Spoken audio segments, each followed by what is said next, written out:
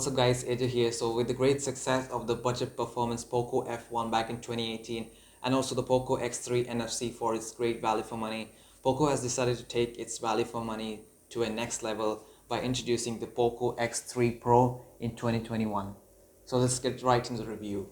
So the Poco X3 Pro starts at 19,000 rupees or $230 depending on where you live.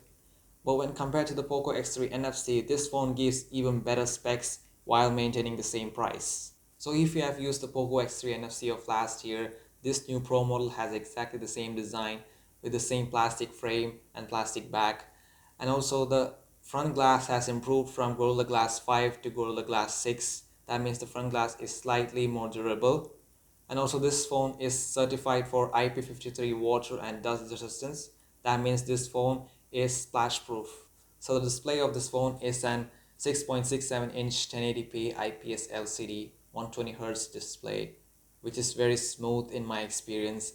And it also has 240Hz touch sampling rate, which means it has better touch response and it gives you a very smooth gaming experience. But the issue that I typically find with these kind of LCD displays is that when you have a wide screen, you could see some black patches on the edges of the phone and around the punch hole, which feels very less premium in my opinion. But rest of the aspects of the display are bang on amazing. And also keep in mind that your phone will be 60 Hz as default when you unbox your phone, so you'll have to toggle 120 Hz on your display settings. And if you want an AMOLED display with great viewing angles and pure blacks at this price point, I would recommend you to buy the OnePlus Nord CE or the Xiaomi Mi 11 Lite. Now let's talk about the cameras. So the Poco X3 Pro has a quad camera setup with a 48 megapixel main camera, 8 megapixel ultra wide camera, 2 megapixel macro camera, and a 2 megapixel depth sensor. The main camera takes decent quality photos, but the main issue that I find with this main camera is that the white balance is more on the warmer side.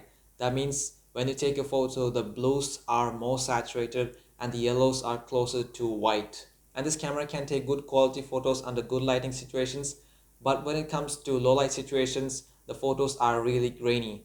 But the night mode helps reduce it a little bit, but it's not up to the mark. It's not up to what the competition has to offer. Since there is no stabilization and a slow shutter speed, the chances of getting a blurred image on this phone is more.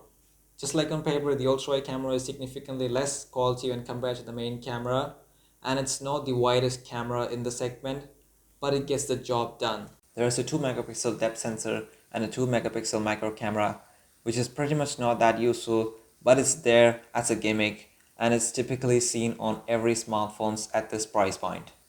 In terms of the video quality, the main camera can take up to 4K at 30 FPS videos and the video quality is good enough, but sometimes it crushes the darker areas and there is no optical image stabilization, but there is an electronic image stabilization which crops into the video and it is limited to 1080p at 30 FPS.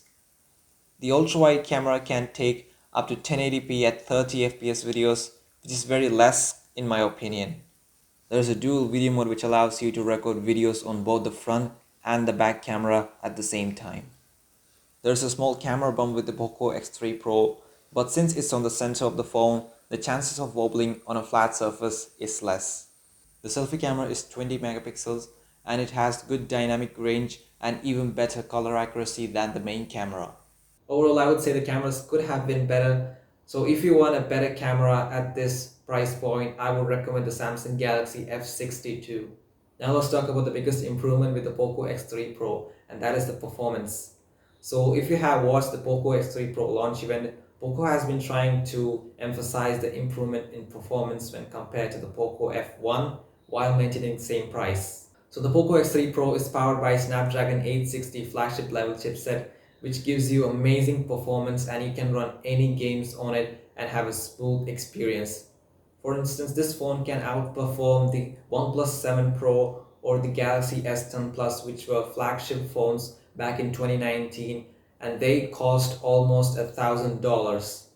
And not only this phone has the best performance, but also it has the best in segment sustained performance thanks to the copper-based heat pipe inside, which helps to cool the CPU faster. And also this phone has UFS 3.1 flash storage, which helps you to load games and apps very quickly and have a smooth experience. If you're looking for 5G, this phone does not support 5G. And if you wanted 5G phone at this price point, I would recommend the Realme Narzo 35G or the OnePlus Nord CE 5G. This one also has a stereo speaker setup which is quite loud, and I also wish it had slightly more bass. And also this phone has a 3.5mm headphone jack, so no cost cuttings have been done there. The battery capacity is 5160 milliamp hours, which can easily last you a whole day. And there's a 33-watt fast charger in the box, which takes your phone from 0 to 60% in about 30 minutes. And for storage options, this phone has 6 or 8 gigabytes of RAM and also 128 or 256 gigabytes of internal storage. And also the Poco X3 Pro has dual SIM setup or single SIM plus micro SD card. And using this micro SD card, you can expand the storage up to 1 terabyte. So there is a lot of options when it comes to storage options. In terms of the software, the Poco X3 Pro is running on Android 11 on top of MIUI 12.5. And even though Poco said there are no ads on this phone, but I did find some even in the lock screen, but you can manually disable them. And also this software skin has a lot of features built into it. So what's my verdict on this phone? Is it worth the money? Definitely yes. So this phone has the best performance in the segment, decent cameras, and a very smooth display. The Poco X3 Pro with its incredible specs and crazy affordable pricing makes the old Poco F1 look like a scam right now. That is the level of value for money this phone has to offer. And who knows, maybe in future Poco may release another phone that makes this phone look like a scam. I would say if there is a phone that could get close to the Poco X3 Pro in terms of the specs would be the Samsung Galaxy F62. But that phone could not surpass this Poco phone in certain aspects, and that makes the Poco X3 Pro the best budget value for money phone hands down. So if you enjoyed this video, do consider subscribing and drop a like, and I'll see you guys in the very next video.